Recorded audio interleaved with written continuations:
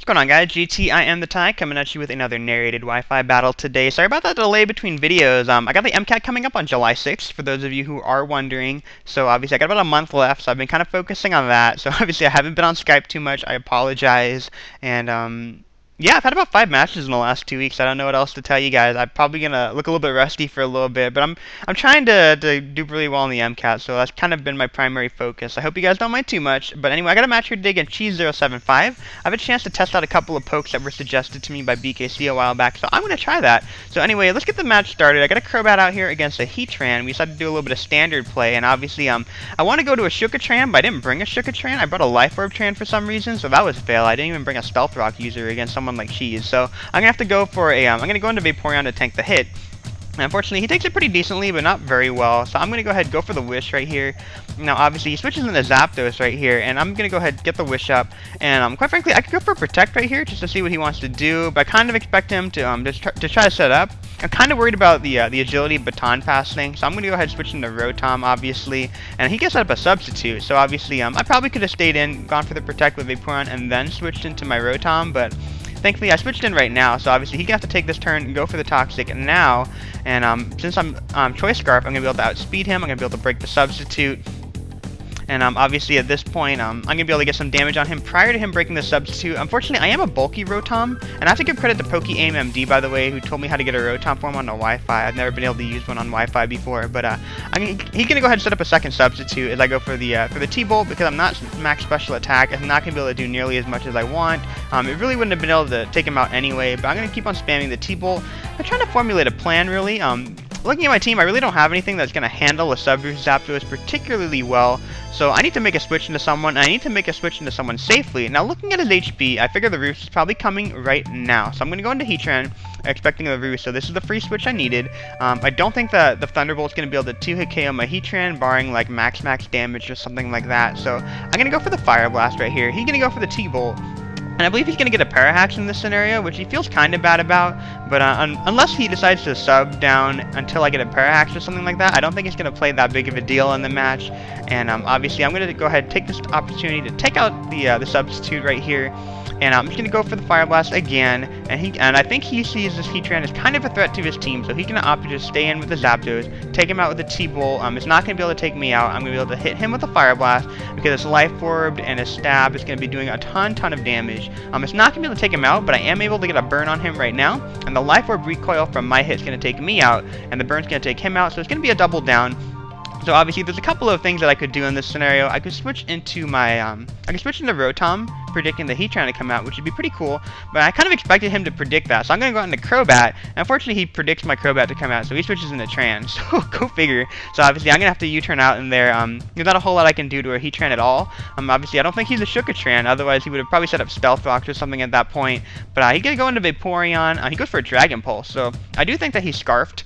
I kind of get the hunch that he's Scarf, because that's pretty much the only variant that actually runs Dragon Pulse. But obviously, looking at the damage factoring on leftover recovery, I know I can take another one, so I'm just going to go for the Wish. I don't want to go for the Protect, because then he's going to know that I can survive the next one. So I'm going to be able to get the Wish off, obviously. And I could go for the HP Electric right here, but I was kind of expecting a Celebi to come out, because Celebi and Heatran are a pretty common duo.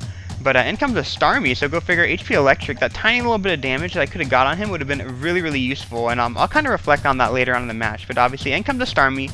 Really wish I would have gone for HP Electric right there, but I'm going to switch into Marty McFly.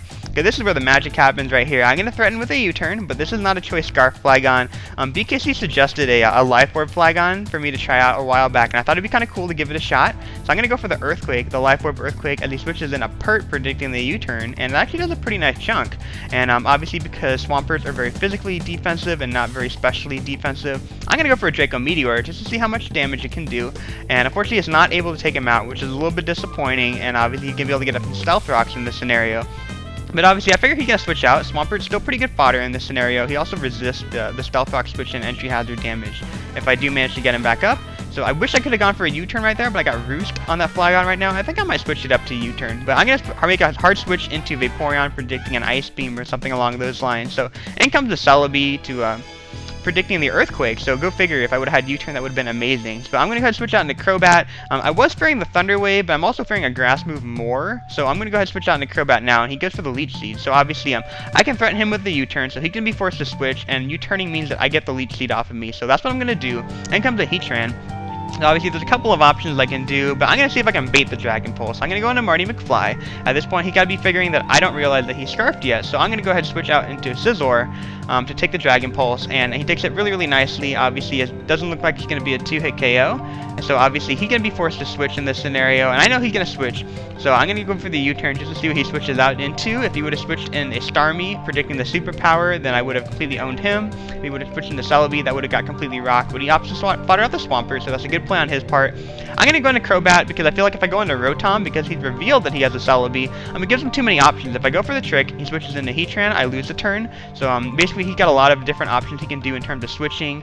If I send out a Rotom with a Crobat, he has to send out a Heatran, which can't do anything other than smack me with a really powerful hit. So he's going to go for a Fire Blast, and now looking at my team, I don't think that there's anything that Vaporeon can really do other than hurt the Heatran. So obviously, I'm going to send the Vaporeon in. I know it's probably going to die to 2 Fire Blasts, but on the off chance that he misses, I can get some Surf damage on him. But he does not miss a second Fire Blast, so obviously he just gives me a free switch into Rotom. He's going to get owned by Starmie and Celebi anyway, so I don't mind Vaporeon going down. And now I'm trying to debate what I wanted to do right here. I could have gone for the Hydro Pump, but I have to go for the T-Bolt because I know I'm not going to miss with that, and it also deters Starmie from coming in, just in case I do miss. So I'm going to go ahead and go for the T-Bolt, and I was thinking it was going to be a 2-hit KO, but because it's a bulky Rotom, it's not going to be a 2-hit KO, and thankfully he misses 2 Fire Blasts in a row, which I feel pretty bad about, but all that really means is that I'm going to be able to kill off the Heatran, and then I'm going to have to revenge kill me with someone else. So he can switch into a Jirachi in this scenario. Now, I don't know what type of Jirachi this is, but if he's Scarf, he's going to outspeed me, and that's a good thing to know. So I'm just going to stay in just to see what he wants to do. If he wants to set up, I can hit him with some damage before he sets up a Calm Mind, but he goes for an Ice Punch. Now, obviously, he didn't outspeed me, so I don't think he's Scarf, so I'm going to go out into Nosferatu, because it's a free turn to go for the Roost right here. If he's Banded or something like that, it'll do a pretty nice chunk, but it's not going to be super effective, so I'm not too worried about that. At the same time, if he's Expert Belted, it's not going to be doing too much at all. So he goes with the Ice Punch, and obviously it doesn't do too much, but because I roosted and now it's neutral, but unfortunately he gets a Freeze because of Serene Grace, so that sucks. But thankfully I thought on the first turn. I'm just going to go for the Roost again. And he's going to keep on spamming the Ice Punch. Obviously, I don't want Crobat to stay in, because Crobat can't really threaten Jirachi.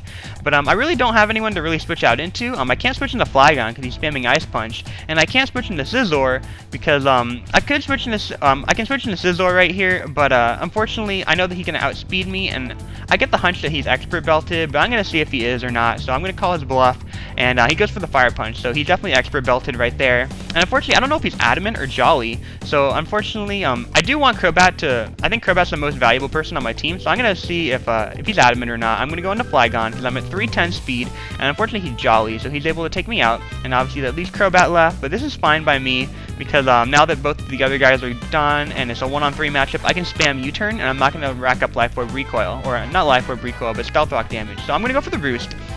And he's going to go for a Fire Punch, and obviously I think he's trying to get the burn here, because he figures I'm going to be predicting his Ice Punch, and he just wants to get the burn on me, because if he gets the burn on me, it's pretty much a good game.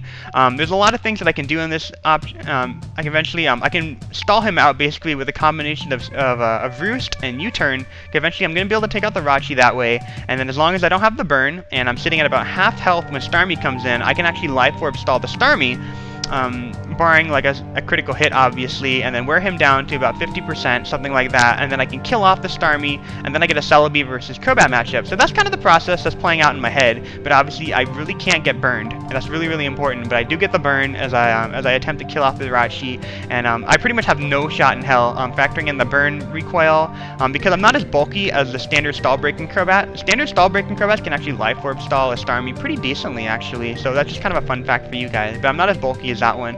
And factoring in the burn damage, I have no chance in hell of really doing anything to this Starmie. I don't want to stall him out for that long. It's going to stretch out the match by another 20-something turns anyway, but that's kind of the thought process right there, guys. And he can hit me with a Hydro Pump. He doesn't miss. If he would have missed right there, things could have got really, really interesting, because he would have had a Celebi left, and Celebi versus Crobat is actually a really good matchup for me. So obviously that's going to be the game. So obviously I hope you guys enjoyed that video. Definitely feel free to click that like button if you did. Great game, Cheese. We're going to dedicate this match to BlazinKickinChicken, by the way, who recently retired from YouTube and is an amazing 4th 4th gen battler, and he's a really cool guy because I've had a chance to chat with him a little bit. I've seen him on Smogon. He's a team raider. He's a really, really cool guy. And then, so obviously, I hope you guys enjoyed that video. I dedicate that match to him. And feel free to click the like button if you did. And one other thing I wanted to ask you guys, I get a lot of questions from you guys, from a couple of people asking how to build a 4th gen OU team, because I have a lot of people who are really interested in Standard, but aren't necessarily familiar with all the different threats in it. So if you guys want a video on that, it doesn't take that long. I definitely wouldn't mind doing that. I can dissect some random team that I put together, and we can go through the different threats, obviously, and if you guys are interested in that, just let me know. And that's going to be it. Hope you guys enjoyed. I'll catch you another time. Bye.